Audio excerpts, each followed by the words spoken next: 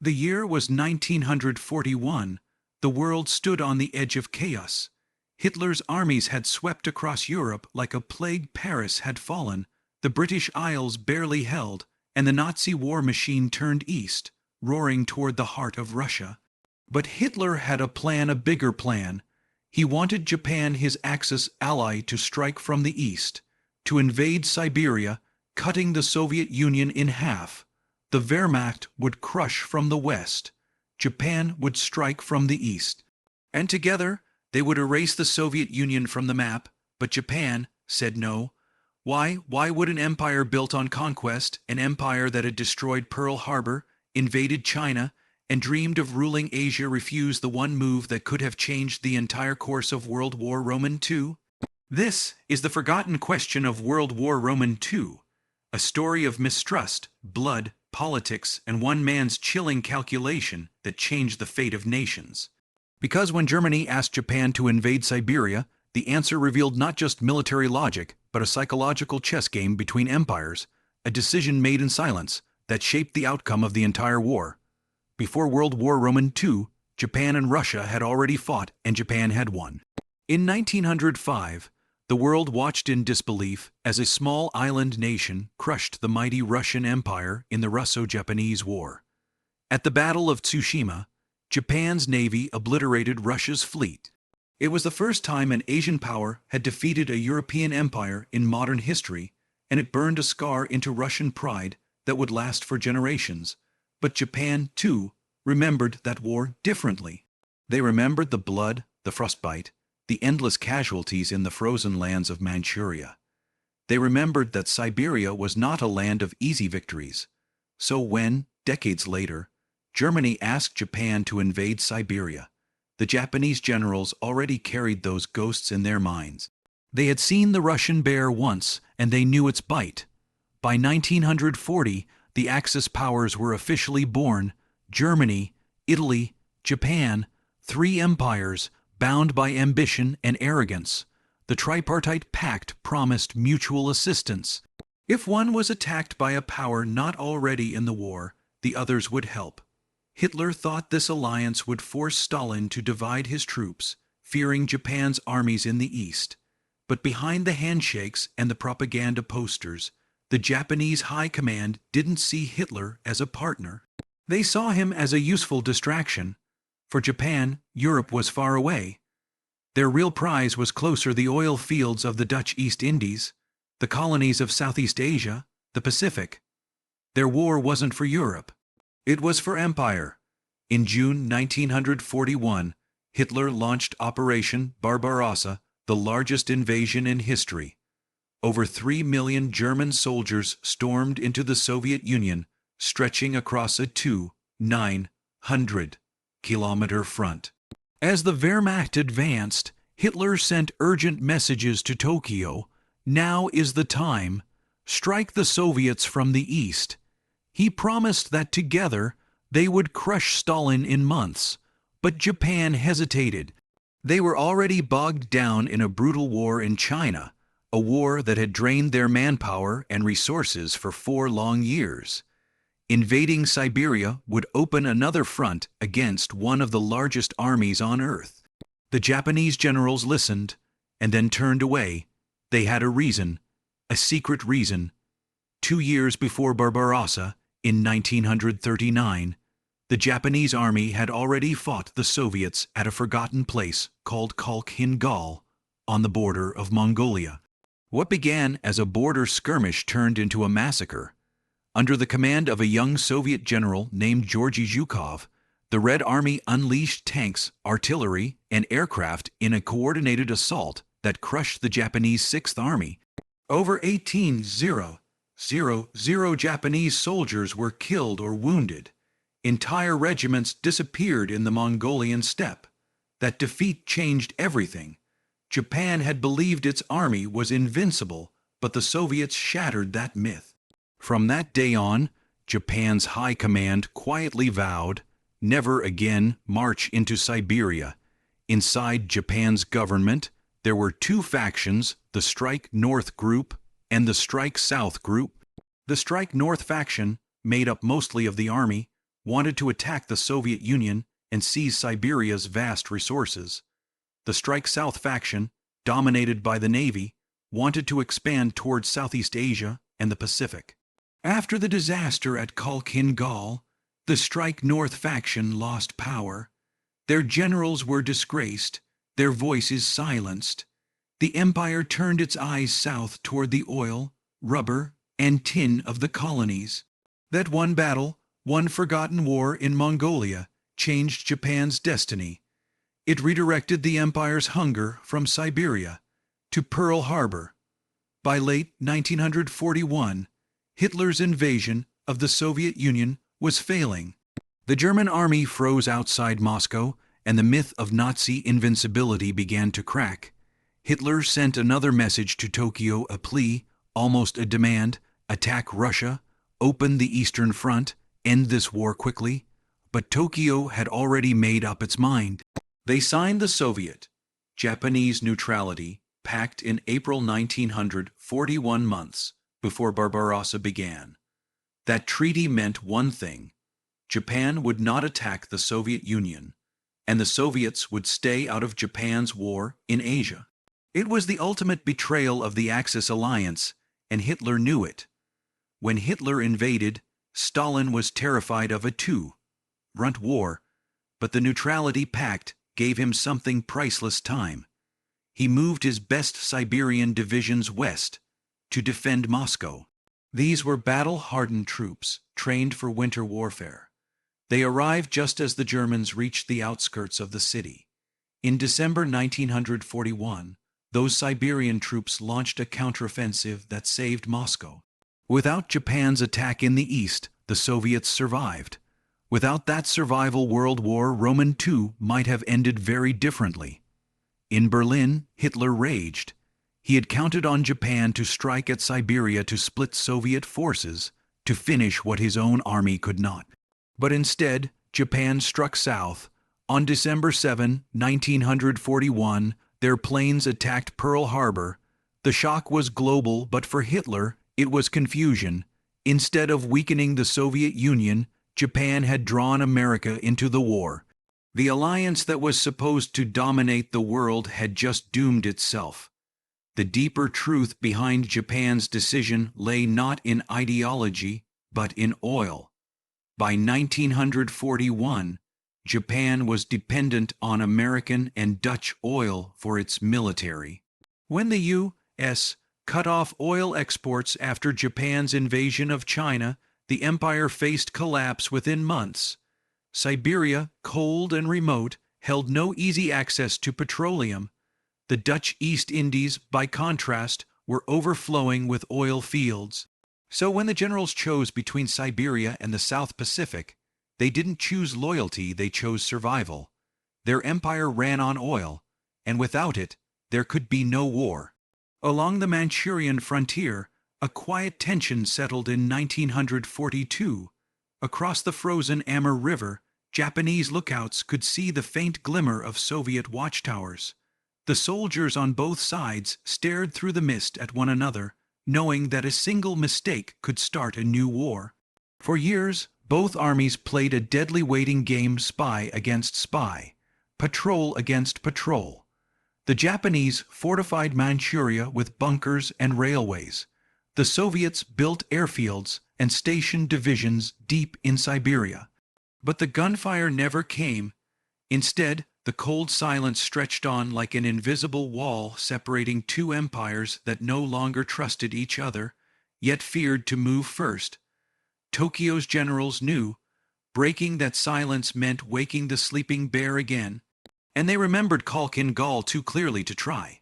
As Germany bled on the Eastern Front, Hitler's frustration boiled into paranoia.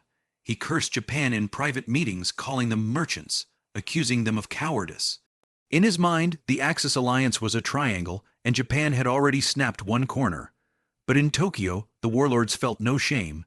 They watched Hitler's armies crumble before the Russian winter and thought, if Germany cannot defeat the Soviets in Europe, how can we defeat them in Siberia?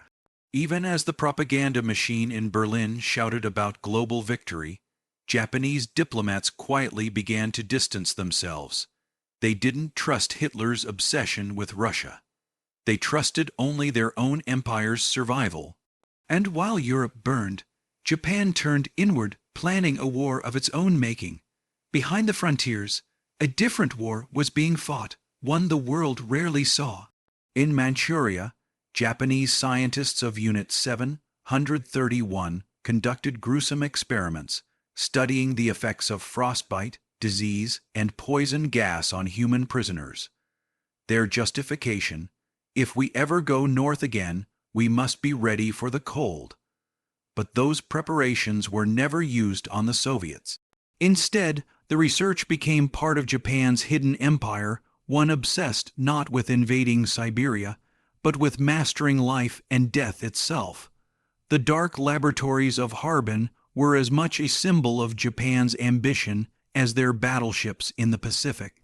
Cold, cruel, and relentless, it wasn't Siberia they conquered, it was morality.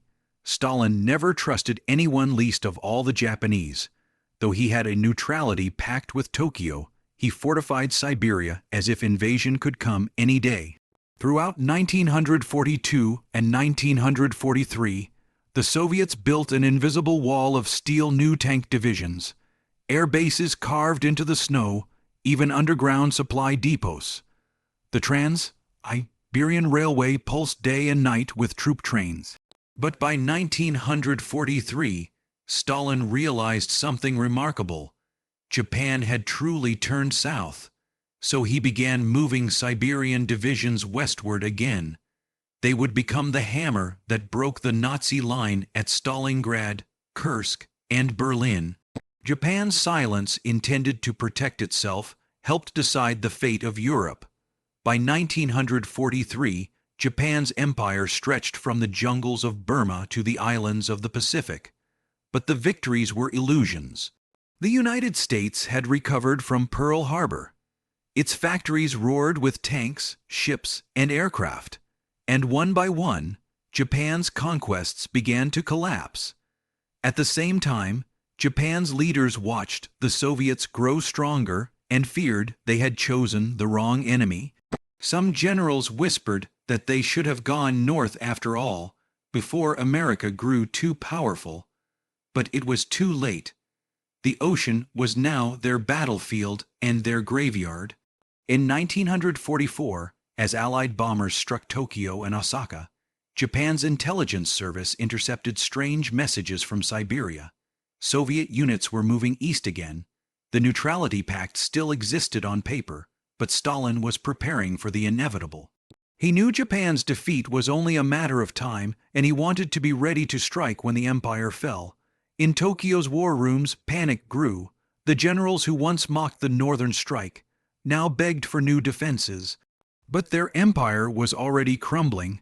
They no longer had the men, the tanks, or the time. On August 8, 1945, just days after the atomic bomb fell on Hiroshima, the Soviet Union declared war on Japan. The neutrality pact, once the reason Japan had stayed out of Siberia, was shattered overnight. The Red Army stormed into Manchuria with over 1 million men. Tanks, aircraft, artillery, a storm of fire across the plains. The Japanese Kwantung Army, once the pride of the empire, collapsed within days. The invasion Japan had avoided for years came to them instead, swift, unstoppable, and merciless. Within weeks, Japan's entire dream of conquest was gone. The U.S. dropped 2 atomic bombs. The Soviets seized Manchuria, Sakhalin, and the Kuril Islands. Tokyo's cities were ashes, its emperor's voice finally heard on the radio surrendering. But among the ruins, a quiet truth lingered. Japan had gambled on oil and lost its soul. It had avoided Siberia to save itself, and in the end, was destroyed from every direction. While the world celebrated victory, Stalin quietly consolidated his spoils. In Manchuria, Soviet agents looted Japanese factories, railways, and even scientific data. Many of Japan's scientists, including those from Unit 731, were secretly taken by the Soviets, their research feeding the Cold War machine. The border that Japan had feared to cross became a line between two new empires, the American and the Soviet. The world Japan had tried to conquer was gone, replaced by one colder, more divided, and ruled by ideology instead of ambition. In the end, Japan never invaded Siberia, not because it couldn't, but because it understood too late what that meant. An invasion of Siberia would have drained the empire before Pearl Harbor ever happened. It would have united America and the Soviet Union far sooner, and it might have erased Japan from history before 1945 even arrived. The decision not to invade was one of caution, cowardice, or genius, depending on who tells the story. But one truth remains: sometimes the wars we don't fight decide our fate more than the ones we do. And so, as the snow falls over the silent Amur River, where once Japanese and Soviet soldiers stared across the ice, it feels as if time itself remembers the question, what if Japan had said yes? When the guns finally fell silent in 1945, the world expected peace. But in the Far East, silence only masked new secrets. Japan was shattered, its cities burned, its army broken, its emperor humbled. But across the frozen border, the Soviets moved like shadows. They seized what Japan left behind: factories, blueprints, scientists, and railways.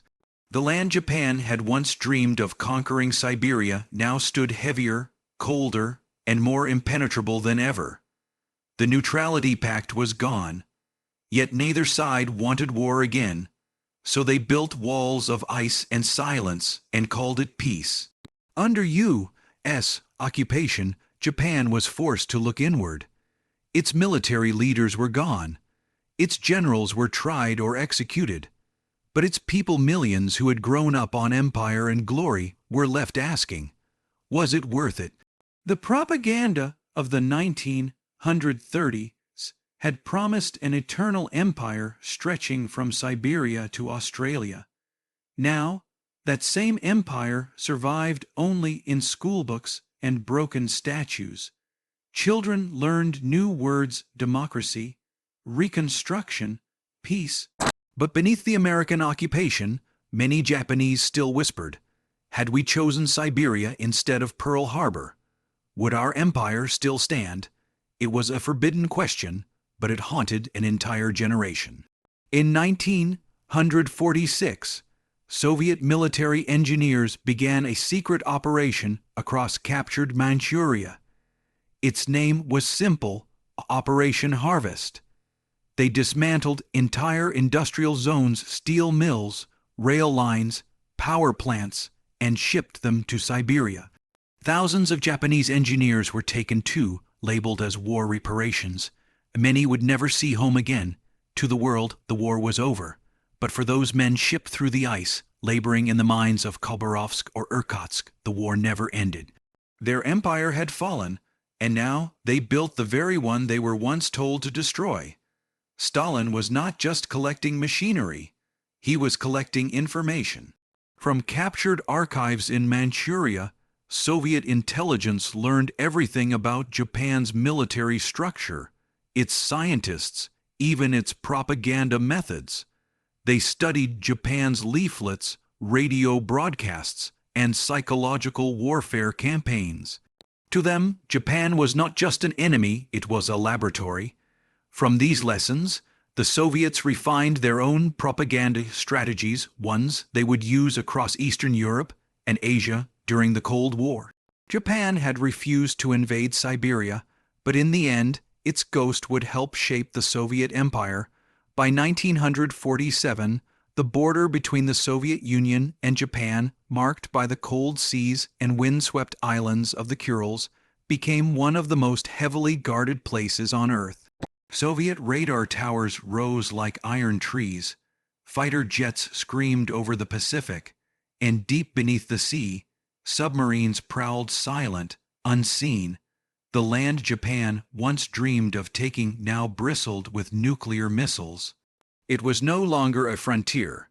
It was a fault line between two worlds, east and west. The Cold War had begun, and Siberia had become the wall dividing them. In Japan's quiet villages, old soldiers told stories that no one wanted to hear.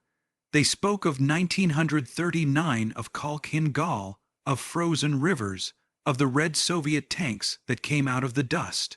Younger generations dismissed them as ghosts from another time. But those men carried something deeper: guilt, perhaps, or relief. They had seen the Siberian hell once, and when their empire asked them to return, they refused. History would call it caution. They called it survival. In the archives of Tokyo's defense ministry, historians later found hundreds of letters written by Japanese officers between 1941 and 1945. Many of them were personal, never meant to be read by the public. One letter, written by a colonel stationed in Manchuria, said, "The Germans do not understand the East. They see maps, we see mountains. They see lines, we see ghosts. They ask us to march into Siberia, but they do not know what it means to die in the snow." These letters revealed the truth: Japan's generals were not only pragmatic, they were haunted by what they had already seen. The Americans, too, took note. As the Cold War deepened, U.S. intelligence studied Japan's wartime decisions closely. They wanted to understand why Japan had refused Hitler's request. To them, that decision proved Japan was capable of rational restraint, and that made it a perfect future ally. By the 1950s, Japan's reconstruction was in full swing, supported by American money and strategy. The empire that once refused to invade Siberia now became a buffer state, a capitalist wall against Soviet expansion in Asia. In a strange way, the choice Japan made in 1941 had helped define the balance of the post-war world. But not everyone believed the story was so simple. Some conspiracy theorists later claimed that secret Japanese envoys had met with Soviet officers throughout the war, maintaining an unofficial communication channel, ensuring mutual non-aggression while pretending loyalty to Germany. While hard evidence remains scarce, fragments of Soviet documents suggest that informal negotiations did take place mainly through the embassies in Stockholm and Moscow. If true, it would mean Japan was never truly Hitler's ally, but a silent opportunist, playing both sides in a global chess game. For Emperor Hirohito, the question of Siberia was not just military, it was moral. He had seen what war in China had done to his people. Millions dead, cities burned, families torn apart. His advisors warned him, an invasion of Siberia would mean the same fate, multiplied by 10. So, when the decision came to turn south instead of north, Hirohito agreed quietly, without hesitation. Perhaps, in his mind, he was saving Japan from an even darker catastrophe. It was not compassion that stopped the invasion. It was exhaustion, the kind only an empire can feel when it finally realizes it has reached its limit. After the war, Soviet historians puzzled over Japan's restraint. In secret memos, some speculated that Stalin himself had used subtle diplomacy to keep Japan out of Siberia. One theory claimed Soviet intelligence fed false reports of massive troop buildups in the east, deceiving Tokyo into believing Siberia was impenetrable. If true, it would mean Stalin had won the first battle of psychological warfare before a single shot was fired, and that more than armies or tanks defined the 20th century's true battlefield: the mind. In Japan's military archives, maps still exist, yellowed and brittle, showing detailed invasion plans of Siberia. Codenamed Hokushin, Ron, the Northern Advance Strategy. Those maps trace rivers, towns, even Soviet supply lines. Each red arrow marks a path that was never taken. Had those plans come alive, the winter of 1941 would have looked very different. Perhaps Germany might have taken Moscow. Perhaps Japan might have frozen in Siberia. Perhaps the world would have split differently. But history, like ice, is fragile. One wrong step and everything cracks. Even decades later, in the 1960s and 1970s, Veterans of the Kwantung Army still gathered in small reunions. They told their grandchildren of comrades lost at Kalk in Gaul and how that defeat saved millions of lives by stopping Japan's Northern War before it began. In a world obsessed with victory, their failure became a strange kind of redemption. They didn't win, but they prevented something worse, and that, in its own quiet way, was a victory too. As the Cold War reached its peak, the Soviet Far East became one of the most militarized regions on the planet. Nuclear missile silos dotted the tundra. Radar stations watched the Pacific skies. Meanwhile, Japan, now reborn as a peaceful nation, became the front line of democracy in Asia. The two nations, once destined to clash in Siberia, now stood on opposite sides of the Cold War, staring across the same frozen expanse, each guarding the ghosts of a war that never happened. When the Soviet Union collapsed in 1991, U.S. analysts gained access to declassified Soviet files about wartime Japan. Among them were coded telegrams between Japanese diplomats and Soviet intelligence officers. The documents confirmed years of suspicion. Japan had actively maintained back-channel communications with Moscow during the entire war, sometimes even sharing information about German troop movements. The alliance with Hitler, it turned out, had always been paper thin. Behind closed doors, Tokyo had already chosen survival over loyalty. Tens of thousands of Japanese soldiers captured in Manchuria in 1945 were sent to labor camps in Siberia. They built railroads, mined coal, and chopped timber through endless winters. Some remained prisoners until the early 1950s. For them, Siberia became both punishment and purgatory. The land Japan had refused to invade became their prison. They saw its cruelty first, and the same cruelty their leaders had feared years before. When they finally returned home, their silence spoke louder than any story. In modern Japan, the question of Siberia still stirs quiet discomfort. Schoolbooks mention the neutrality pact, but rarely the plans for invasion. Politicians avoid the topic, fearing it will reopen old wounds. Yet among historians, the story has become a mirror reflecting how ambition, fear, and survival often dance together in war. Why Japan never invaded Siberia isn't just a military question. It's a story of humanity's limits of when power meets reality. Imagine it: Japanese tanks rumbling through Siberia's snowfields, German forces pushing from the west, Soviet armies trapped between them. The entire 20th century could have changed. No Cold War as we know it, no divided Europe, no atomic age in the Pacific. But history chose a different path, one built not on action but restraint. And sometimes that restraint is what saves the world from burning entirely. Today, few travelers visit the old battlefields of Kalk in Gaul. The grass has swallowed the trenches. The bones beneath the soil no longer speak. But if you stand there long enough, the wind still carries whispers, echoes of two armies who once met in fire and decided never to meet again. That battlefield, invisible on modern maps, was the hinge of history. Because what happened there didn't just shape the war, it shaped the world that came after. In the end, Japan's greatest act of strategy wasn't a conquest, it was a refusal. By turning away from Siberia, they turned away from their own destruction. Germany fell beneath the snow. The Soviet Union rose from the ashes, and Japan, though defeated, survived to rebuild, to rise again, and to lead the very world it once sought to dominate. Their silence on the Siberian front changed everything, because sometimes in history, what doesn't happen defines us more than what does. And as the snow drifts over the endless expanse of Siberia, you can almost hear the echo of that unspoken choice: the war that never was, the invasion that never came, and the empire that finally learned to let go. In the aftermath of Germany's collapse, Tokyo was silent.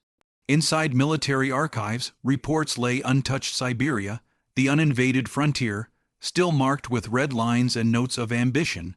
Historians later called it Japan's quietest victory, not a victory of battle, but of restraint. Had they followed Hitler's urging, Japan would have met the same fate, crushed under Soviet snow and fire. Emperor Hirohito's final reflections after the war hinted at his understanding. Every empire ends, but some by the wisdom to stop before the fire spreads. The choice not to invade Siberia was one of those rare moments in history where not acting became the bravest act of all. While Japan burned in the final days of 1945, Stalin's armies watched from the north. When the Soviet Union finally broke the neutrality pact and invaded Manchuria, it wasn't a war, it was vengeance delayed. The Red Army swept through in days, a wave of armor and fire. Japanese officers realized instantly what their generals had feared years earlier. If this was Siberia's strength, invasion would have been suicide. Soviet archives later revealed Stalin's words to his generals. Let the Japanese remember the border they didn't cross, and thank fate for it. The Kwantung Army, once Japan's most powerful and feared force, was shattered. These were the same men who once dreamed of marching on Siberia. Now they stood disarmed, their pride buried in Manchurian mud.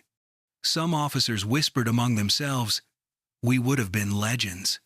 But history had a harsher reply. They would have been ashes. By 1946, most of them were prisoners in Soviet labor camps. Their grand Siberian maps turned to snow-soaked paper memories. Across the ocean, American analysts studied Japan's decision with fascination.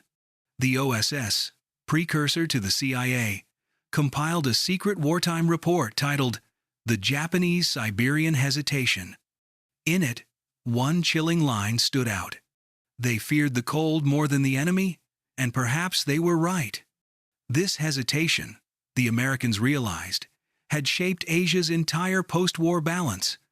If Japan had attacked the USSR from the east, Stalin might never have reached Berlin in time, changing not just Asia, but Europe itself. Even after surrender, Japan's generals kept revisiting the same maps. Manchuria, the empire's pride, was gone, taken by the Soviets. One general murmured before his execution, "If we had invaded Siberia, the empire would have ended sooner. But maybe our souls would rest easier, knowing we fought."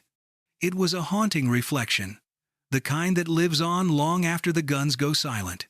For Stalin, Japan's restraint had been a quiet victory. He often boasted that Japan had no stomach for the Siberian wind. But privately, Soviet diaries show a more complex truth: he respected Japan's discipline. The same ferocity that once terrified China had turned inward, restrained by caution, by fear, or perhaps by fate. The Siberian frontier remained the one border Stalin never saw breached, and for that, he was grateful. The consequences of that one decision rippled through decades. Because Japan didn't invade, the USSR could shift its divisions west, turning the tide at Moscow and Stalingrad. Without those Siberian troops, the Nazi advance might have succeeded. In a twisted irony, Japan's caution helped destroy its own ally and save the world from Nazi domination. The irony was cosmic. The empire that refused to move saved millions it never meant to protect. When the dust of World War II settled, the same frozen frontier that once divided enemies became a quiet line between ideologies. Soviets to the north, Americans to the south, and in between, the ghosts of choices never made. Japan rebuilt under U.S. guidance, turning from empire to economy. The Siberian front was no longer a battlefield, it became a lesson. A line drawn in snow that history never dared to cross again. In modern Russia, historians still find remnants: rusted observation posts, buried documents, forgotten airstrips along the Siberian edge. They tell the story of a war that never happened. A frozen campaign planned in secret, erased by strategy and fear. Each relic whispers what could have been a second front that might have consumed half the world. The silence of Siberia hides those whispers well, but not forever. As Japan rose from the ashes in the post-war years, it became something the generals never imagined, a nation rebuilt not by conquest, but by restraint. No memorials mark the non-battle of Siberia. No medals were given for the war that never came. But in the quiet of history, that silence echoes louder than gunfire. Because sometimes, survival isn't written in victories. It's written in the wisdom to not fight at all. And so, when Germany called for war on the eastern ice, Japan turned away, and in that single act, it saved itself from the same grave that swallowed its allies.